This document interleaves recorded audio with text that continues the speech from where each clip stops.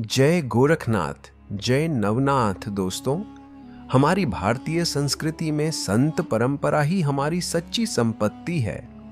इन संतों में नवनाथों का उल्लेख विशेष रूप से माना जाता है। नवनाथ कथा केवल एक कहानी नहीं है, बल्कि यह एक आध्यात्मिक यात्रा है। यह कथा हमें जीवन का असली सार बताती है, श्रद्धा, भक्ति, संयम और सद्गुणों का मार्ग दिखाती है। नवनाथ कथा सुनने के पीछे एक बड़ा महत्व है। ऐसा माना जाता है कि इस कथा को मन लगाकर सुनने से संकट दूर होते हैं, घर में सुख शांति बनी रहती है और भक्तों के जीवन में सकारात्मक परिवर्तन आता है। इस कथा से हमें आत्मज्ञान, साधना और ईश्वर भक्ति का मार्ग मिलता है। इसलिए आइए हम सब मिलकर इस पवित्र नवनाथ कथा को सुने और अपने जीवन को एक नया प्रकाश, नई दिशा। तो चलिए शुरू करते हैं नवनाथ कथा सार के प्रथम अध्याय को, नवनाथों का अवतार और मच्छिंद्रनाथ की जन्म कथा। इससे पहले आप वीडियो को लाइक और नए हैं तो चैनल को सब्सक्राइब कर लें। कलयुग का आरंभ होते ही लक्ष्मीकांत ने अपने सेवक को भेजकर नवनारायणों को द्वारका बुलाया। उस समय लक्ष्मीकांत सुवर्ण सिंहासन पर विराजमान थे और उनके पास उद्धव भी उपस्थित थे। तभी कवि, हरि, अंतरिक्ष, प्रबुद्ध, पिप्पलायन, अविर्होत्र, चमस, ध्रुवमीन और करभाजन, ये 9 नारायण वहां पहुंचे। उन्हें देखते ही भगवान विष्णु हरि सिंहासन से उतर कर आए, उन्हें आलिंगन दिया और बड़े गौरव के साथ अपने सिंहासन पर बिठाया। फिर षोडशोपचार से उनकी पूजा की। नवनारायणों ने पूछा, हमें किस कारण से बुलाया गया है?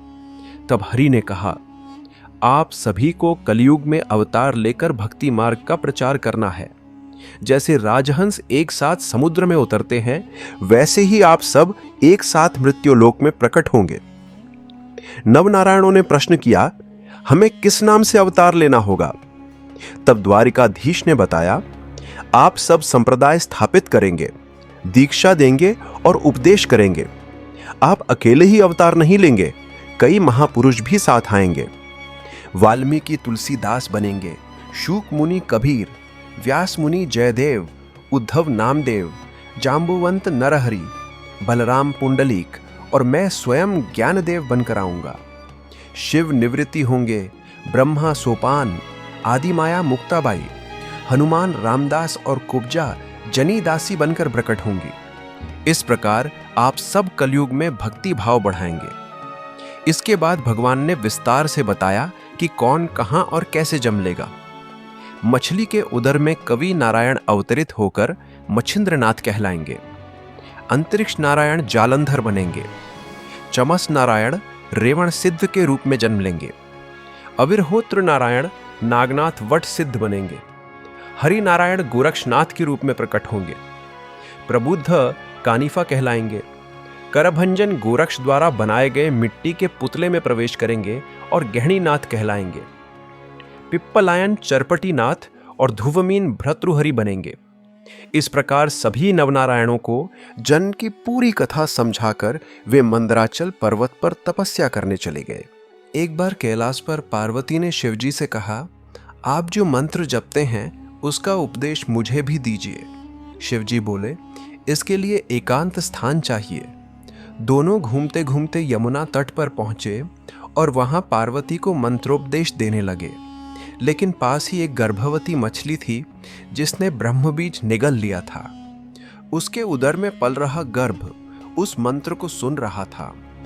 गर्भस्थ शिशु को शुद्ध ज्ञान प्राप्त हुआ और वो ब्रह्मरूप हो गया। उपदेश के बाद शिवजी ने पार्वती से पूछा, तुमने क्या समझा? तभी गर्भ से आवाज आई, सब कुछ ब्रह्म ही है। शिवजी ने समझ लिया कि यह मच्छिंद्रनाथ का अवतार है। उन्होंने कहा, तू आगे चलकर दत्तात्रेय से और उपदेश पाएगा। मछली ने किनारे अंडा छोड़ा। बाद में बक पक्षियों ने उसे फोड़ा और उसमें से एक तेजस्वी बालक निकला। तभी आकाशवाणी हुई, यह कवि नारायण का अवतार मच्छिंद्रनाथ है। एक मछुआरा कामिक नामक उस बालक को घर ले गया। उसकी पत्नी लंबे समय से संतानहीन थी। उन्होंने उसे पुत्र रूप में स्वीकार किया। 5 वर्ष की आयु में एक दिन कामिक उसे यमुना किनारे ले गया। उसने जाल से बहुत से मछलियां पकड़ी, लेकिन मच्छिंद्रनाथ ने सोचा ये मेरे मातृकुल का नाश है, और वो एक एक कर मछलियों को वापस पानी में डालने लगा। यह देखकर उसके पिता ने क्रोध में उसे बहुत मारा और कहा, मैं इतनी मेहनत से मछलियां पकड़ता हूं और तू उन्हें छोड़ देता है। अब तू खाएगा क्या? भिक्षा मांगेगा?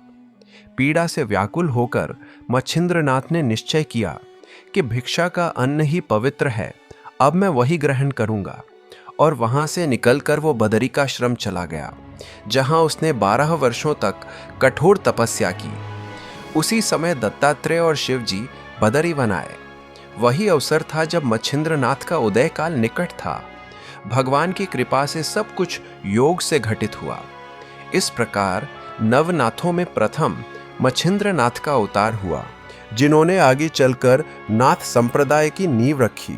अगले भाग में हम गुरु गोरखनाथ के गुरु मच्छिंद्रनाथ को भगवान दत्तात्रेय और भगवान शंकर के दर्शन, देवी का उपदेश, सूर्य से वरदान की प्राप्ति और ब्राह्मण स्त्री को भस्म का दान, जिससे आगे चल के गोरखनाथ जन्म लेंगे, वो देखेंगे।